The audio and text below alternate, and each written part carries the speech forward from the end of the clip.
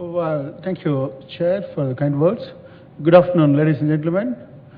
Before I start my talk, I would like to acknowledge sincere appreciation to FICCI for supporting me to bring me here, and also a special mention should go to my good friend Munish Gupta, International Coordinator for GoPio. Without him, I would not have been here today.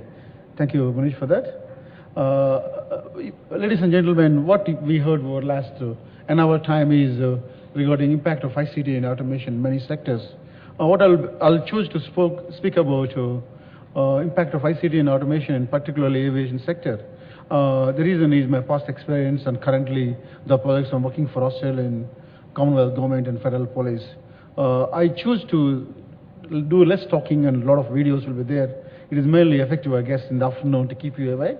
But still, I will be talking a few minutes in the beginning. Then I'll show you some of the technology what we developed. Can you bring the sound card one? Well, most of you know where is Australia is, I'm sure. Southeast corner down the earth here. And this is the university where I work for, Queensland University of Technology. It is all around the Brisbane River. We've got a couple of campuses. Main campus is at Gordon's Point, and second campus is at Kelvin Grove. My office is just looking over the river in the bigger circle. This is my university. I would like to acknowledge a few of my teammates who are working on this project. As I'm project director, have 38 researchers in this group, out of which some of the professors mentioned here. By looking at expertise of those people, you can realize how complex the project we are dealing with, what kind of an interdisciplinary project we are dealing with. For example, look at Sridhar, he's a surveillance and biometrics expert, and Professor Ed Dawson is an expert of information security.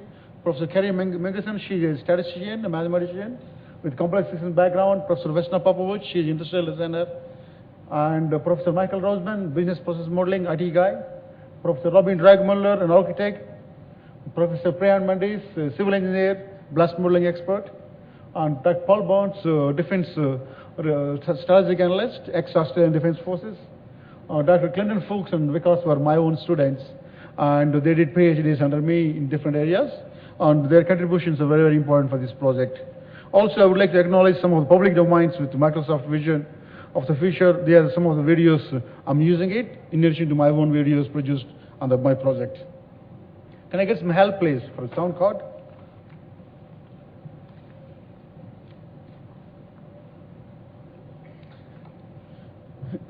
Just to, I don't know how to plug in. Just to give you an outline, what I'll be talking is, what is today's trend of aviation industry, and what is happening in the particularly airports, and what are the problems and risks associated with them currently, and what is the solutions we are proposing, and what will be the future of aviation industry, how it looks like in 10 years' time.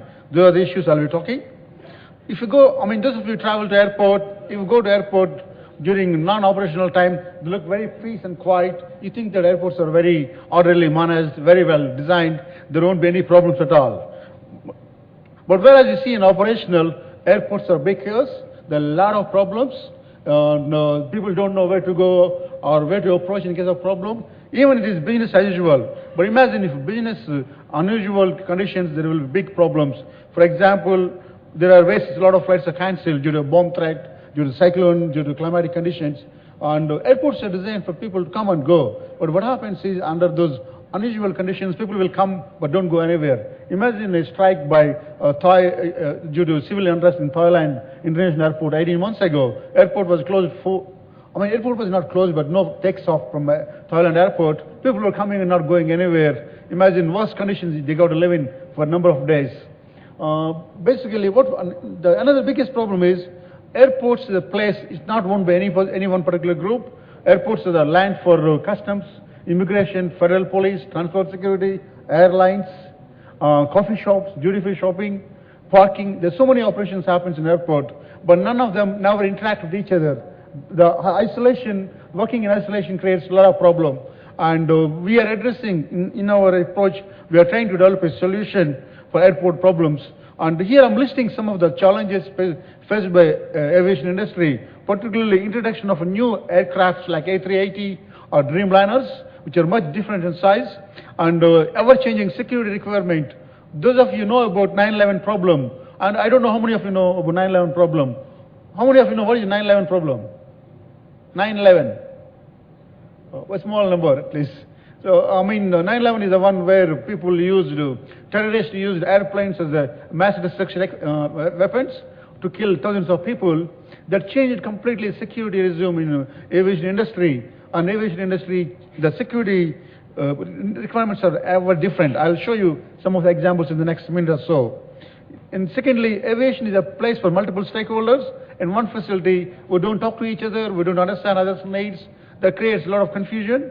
And new passenger expectations of comfort and service. Because 10 years ago, 20 years ago, I go to airport 4 hours before, stand in the queue. 10 years ago, I go airport 2 hours before, now, and get my boarding pass. If I want to get a good seat, I need to do a couple of days before. But now, I'm flying tomorrow, I got my boarding pass already yesterday.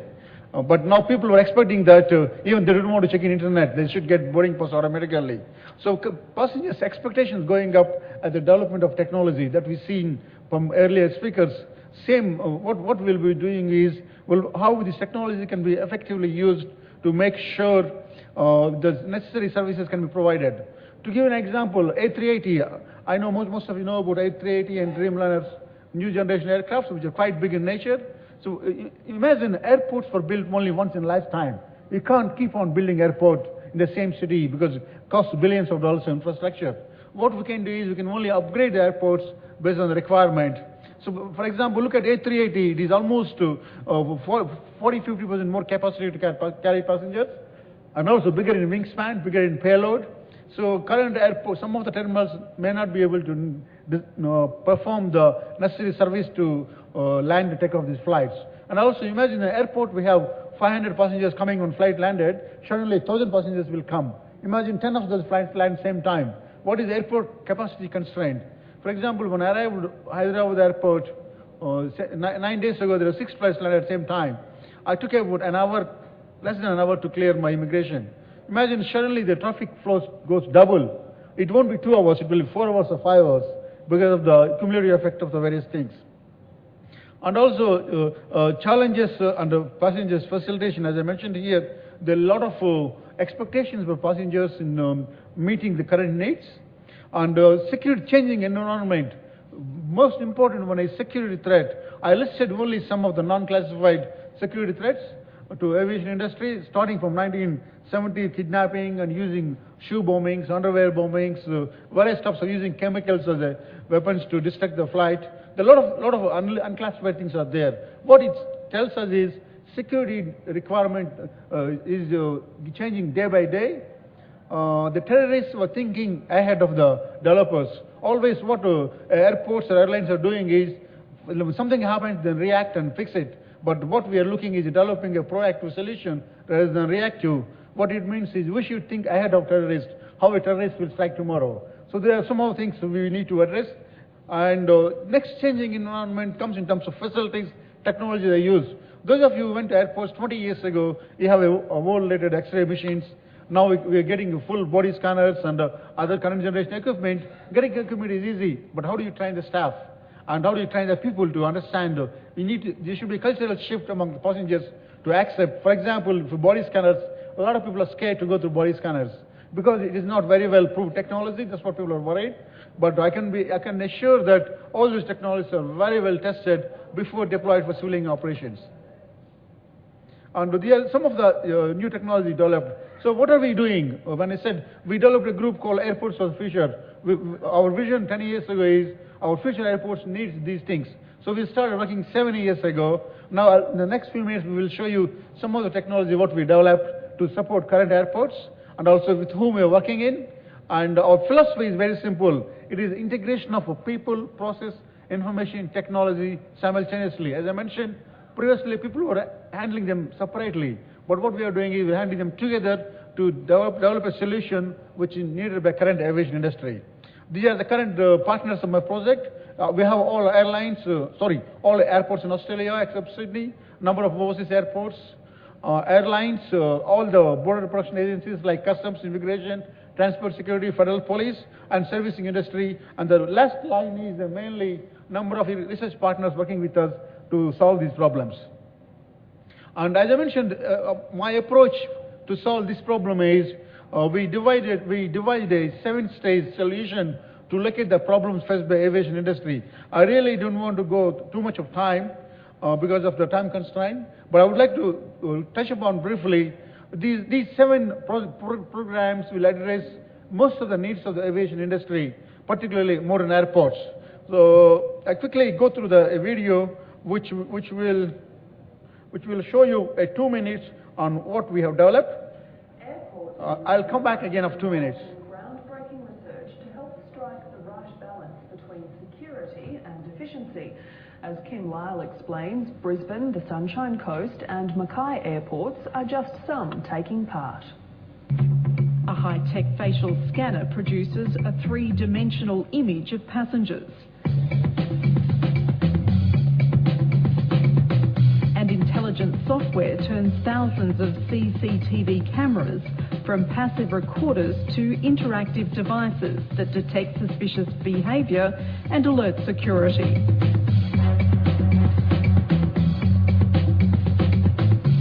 It sounds like an inventory from a Hollywood action movie, but these are just some of the high-tech tools being created and tested in a Queensland research project. Airport security is a growth industry. Authorities around the world are spending unprecedented time and money on it. I think in Australia we face the real risk of security fatigue because we have never had a major incident of aviation security in this country. We face the risk of getting complacent and not being vigilant and making sure that our screening process is continually fortified and improved. But there's now recognition that there needs to be a balance between security and operating airports efficiently. Researchers at the Queensland University of Technology are trying to help airports get the balance right by making security screening more accurate and less stressful for passengers. Customs, AQUIS, the Federal Police and security contractors are also involved. Automated counters will help make faster decisions about deploying staff and resources where they're needed most in the everyday running of sometimes very busy airports. And clearly the researchers have the message from consumers that sometimes just getting in and out of an airport can take the shine off the thrill of air travel. Okay. Basically, as I mentioned, this video is 30 minutes. It came to most of the Western media, but I shortened to only 2 minutes, but I need to talk a few more things. As I mentioned, this project got several major programs, some related to identity management, identifying the access control. For example, you go to airport, all airport staff have a number of cords hanging in their neck that gives them different level of access to different parts of airport. But what we did is we developed a unified identification system by using which single cord will give multiple access depending upon the level of access control given to those people. And similarly, what you see is the Glasgow bombing. They try to use a car packed with the bombing and try to bomb the airport. However, the front of security with the barriers they installed there would prevent the accident. What we are looking here is developing information models, thereby you'll be able to see what happens in airport. For example, I have 14 Australian airports part of my project. From my office, I can rarely see what's happening in all those 14 airports and take security measures and want the security personnel to take preventive actions. And also, there are some of the tools. For example, somebody is trying to access a door which he or she not supposed to access. What it means is some wrong intention. The immediately identification of the person will be sent to security personnel and federal police. Thereby, they will be interrogated for the purpose of identifying. It is a kind of a proactive to identifying a terrorist activity or a criminal activity in advance before really something happens. And what you see here, blast modeling. We developed a tool for blast modeling. I don't know how many of you really know. Every airport in India, every major airport in India, get at least half a dozen bomb threat calls every day. Can you imagine every day half a dozen bomb threat calls? And airport authorities really don't know which one they can take seriously, which one they can ignore. But the protocols are there. So what we do is we develop a tool. The sniffer, what it does is it assesses the nature of the explosive, if at all any explosive, and what is the quantity of explosive, what is the nature of destruction. You can see small red circle, what you see is the area, if the bomb blows up, the small red circle totally destroys, and we make sure that we have evacuate that area. A bigger yellow circle you can see is the worst damage it could cause. So based on our assessment, we recommend evacuation of the buildings or town or whatever it is. Probably this is the first tool developed in the world to identify. Basically, we evacuate only areas which are required. The biggest problem is if you close down the airport. To restore the airport, it takes hundreds of thousands of dollars. For example, if you close down the Mumbai airport or Delhi airport, if you want to restart again, it may cost at least 1 crore of rupees. That is the cost of starting all the systems and closing down. So that's why we never want to close down an airport. Only thing is partially manage access control and minimize the evacuation areas required. And similarly, you saw some of the intelligence surveillance techniques, what we developed. For example, all the techniques, tools we developed to find out abnormal event detection. For example, see, first areas only people supposed to walk. Once vehicles comes immediately highlighted, picture is captured and sent to security personnel. In second area, a car was stopping more than 2 minutes in front of an airport gate. Immediately the car number plate, car registration, everything captured and sent to security personnel for verification purpose. So these are all the algorithms what we developed. We're still testing them. What we see right there is a human activity recognition. What it means is we train all the cameras what is the normal behavior of a human being. If you're running towards a gate, towards a plane to catch a flight is a normal behavior. If you're running away from the gate, something wrong with you here. You found something dangerous there, that's why you're running away. Our cameras will detect all abnormal behavior and capture the suspicious behavior person and send to the security personnel. I want to show you something, I don't know. I think I don't have it here. Basically, we developed a new technique called soft biometrics. What we've seen before is hard biometrics where we use facial recognition, fingerprints, or iris we use. But what we did is we developed a soft biometrics in which we use color of the eye of the person, color of the clothes they use. Thereby you can simply, quickly shorten the sample size. So we want to identify somebody in an airport, maybe hundreds of thousands of people, it takes a lot of time. Immediately, I'll show you some examples in a minute. So basically, in future of impact of ICT in aviation, the number of things happening using natural user interfaces or automated security systems or ubiquitous computing. We see some of the examples. And then impact of social media, particularly Twitter and Facebook that I have on the aviation industry. I'll quickly spend a minute on each one of them. What you see is a natural user interface using within the cockpit. You can see what you see is the new generation cockpit where interaction will be done through all, instead of reading a lot of manuals, a lot of instructions will be given through new generation communication equipment. And similarly, for example, American Airlines recently, about a month ago, got approval to use iPads instead of manuals in the cockpit. Because imagine expensive manuals need to refer hundreds of checks before a flight taken off for a landing. So whereas now this is a new generation thing. It's another system what we developed to identify surveillance who is behaving what way in the given environment. And let us say in this area you don't want to go more than 300 people. The automatically ghost will shut down when number reaches. And we developed a surveillance system. How many people are going into the flight? How many people are coming out of the flight? It's called virtual gates. And I mentioned before soft biometrics.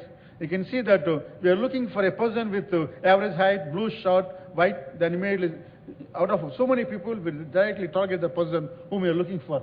So we are looking for a person, green shirt, then immediately identifies the person. So it helps us quickly to identify a person with negative, bad attitude or a suspicious person from a group of 1,000 or 10,000 people. There may be only 10 people having green shirts, so his search suddenly goes 10,000 to 4. These algorithms are still being testing in our labs. We're able to deploy them by September this year to most of our airport partners. And in addition to this, a lot of new technology, most of you know about Google Glasses, which is still in trials. There is another amazing equipment coming in market to keep track of these things. And also I was talking about social media. Those of you who use Facebook or Twitter will know how quick it is. But 2 weeks ago, the session of Flight 214 crashed. Within 30 seconds of crash, 4,000 people got Twitter message about the crash, 30 seconds time. Imagine how quick information flows around.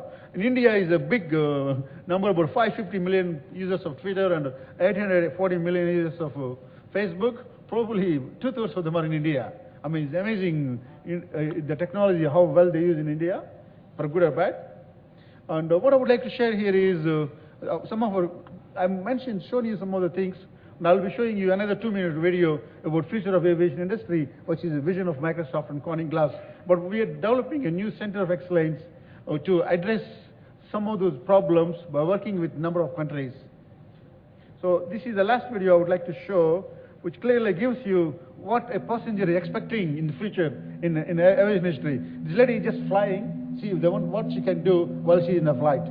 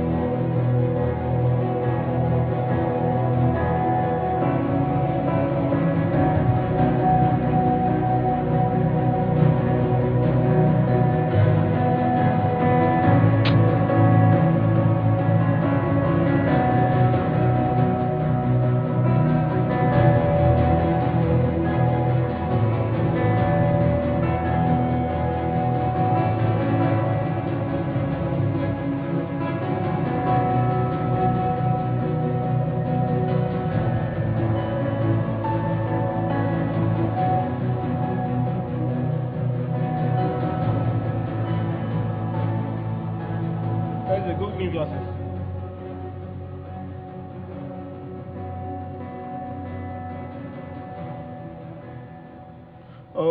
What is seen is expectations of the passenger in terms of communication, new generation mobile phones, new generation check-ins, and new generation boarding passes, and also new generation presentation, etc., etc. So we are a long way to go, reach that level, but some of the devices we already developed, such as multi-touch table, we already developed, some communication equipment we already developed, and we are looking another seven years to reach this status of future of aviation industry. We're working very well with a number of partners. We are trying to expand our partner base over the next 1 year to expand and bring a lot of multinationals. So I'll stop at this stage. I'll leave just my brief email there to get more information. Our project website is there. You can get a lot of these videos downloaded from the website. Thank you for your attention.